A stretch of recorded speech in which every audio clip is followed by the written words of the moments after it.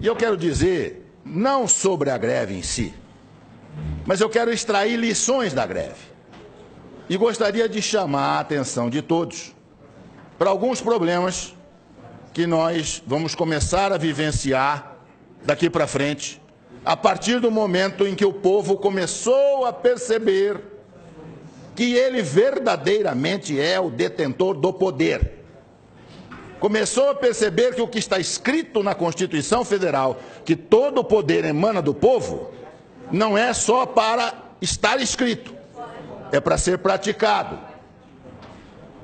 E isso vai causar muitas mudanças na nossa vida e principalmente na vida política deste país. O que está acontecendo, ou o que aconteceu, pode surpreender apenas quem nunca estudou história. Quem estudou história, quem estuda, sabe que estas coisas não são novidades. Elas ocorrem em vários lugares do mundo há muitíssimo tempo. E eu já falava sobre a greve dos caminhoneiros há mais de 30 anos.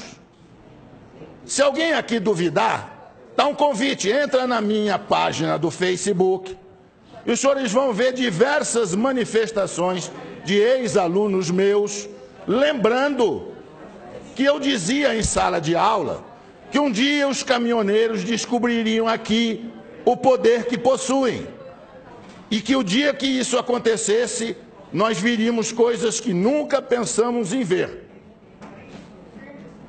O que eu era? Uma pitonisa? Um adivinho?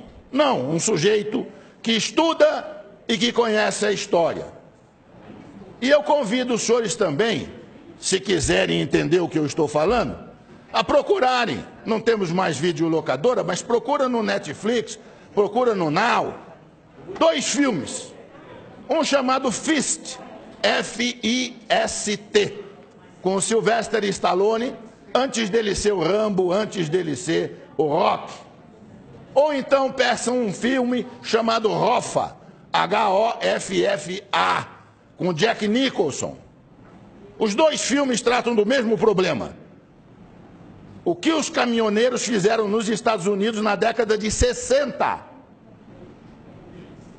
O presidente do Sindicato dos Caminhoneiros da América do Norte, dos transportadores de carne, de carga, o Jimmy Hoffa, um dia à noite foi buscado em casa por 4 pessoas e nunca mais se ouviu falar dele. Nem o rastro, nem o cheiro.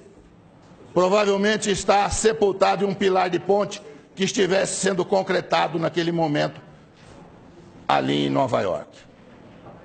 E lá nos Estados Unidos inteiro dizem que foi o Kennedy quem mandou matá-lo, porque não aguentava mais o que os caminhoneiros estavam fazendo com o governo americano. Assistam o filme. Tem 50 anos esse filme. E eu já dizia para os meus alunos, então, o dia que os caminhoneiros do Brasil descobrirem isso. E os caminhoneiros do Brasil não tinham organização que os americanos tinham, porque isso foi possível graças ao rádio PX que eles tinham em cada caminhão. Cada caminhão tinha um rádio PX, num determinado momento houve um comando e eles simplesmente pararam os Estados Unidos.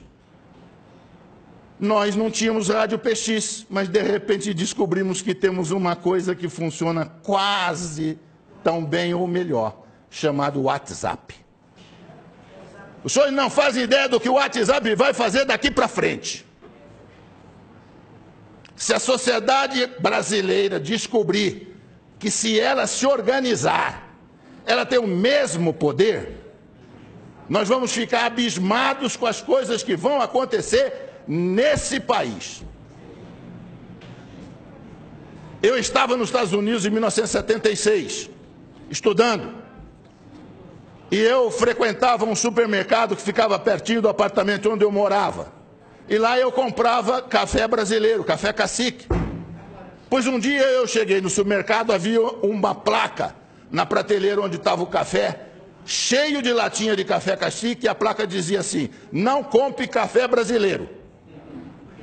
E eu fiquei surpreso, eu falei, se o proprietário não quer vender café brasileiro, é só tirar da prateleira.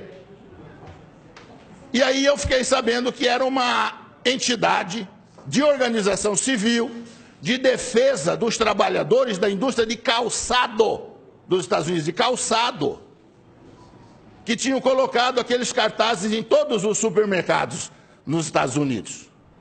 E aí procurei saber junto ao meu professor na escola o que estava acontecendo, e ele disse: o sapato brasileiro está entrando nos Estados Unidos a um preço muito baixo e está tirando emprego dos trabalhadores americanos.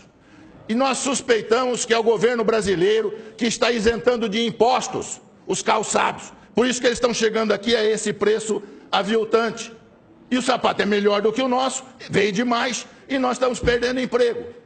Então, o que nós vamos fazer? Boicotar os sapatos? Não, inteligentemente, boicotar o principal produto de exportação do Brasil, que era o café.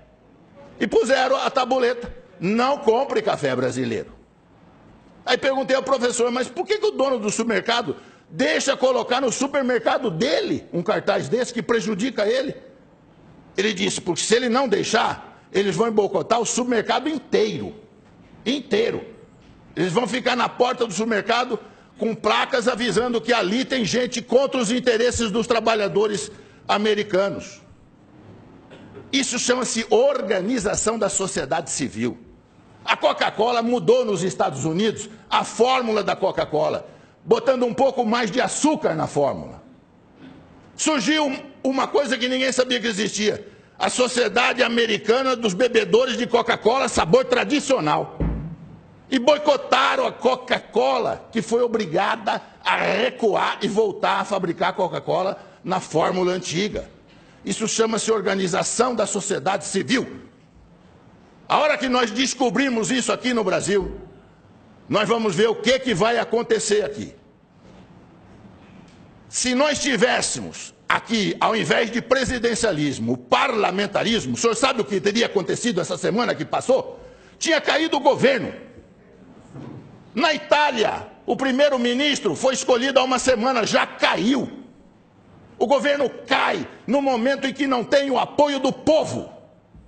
A hora que o povo vai para a rua e o povo reivindica, e como os caminhoneiros fizeram sabiamente, sem violar a lei, os caminhoneiros não violaram a lei. Eles têm todo o direito de não transitar. As estradas estavam abertas, eles estavam parando em áreas privadas, não interditaram coisa nenhuma. E mostraram o poder de obrigar o governo a ceder em tudo. Eu faço ideia se eles tivessem posto na lista de reivindicações, depois de diminuir o diesel, a renúncia do presidente. Quero ver o que o presidente ia falar para eles. Eu não renuncio, então não termino a greve. Verdade. Eu ia ver o que ia acontecer. Senhores, abram o olho. Governadores, prefeitos, abram o olho. O povo está descobrindo que ele tem poder. E a hora que ele exercer este poder, nós vamos ver muita mudança nesse país. Muito obrigado.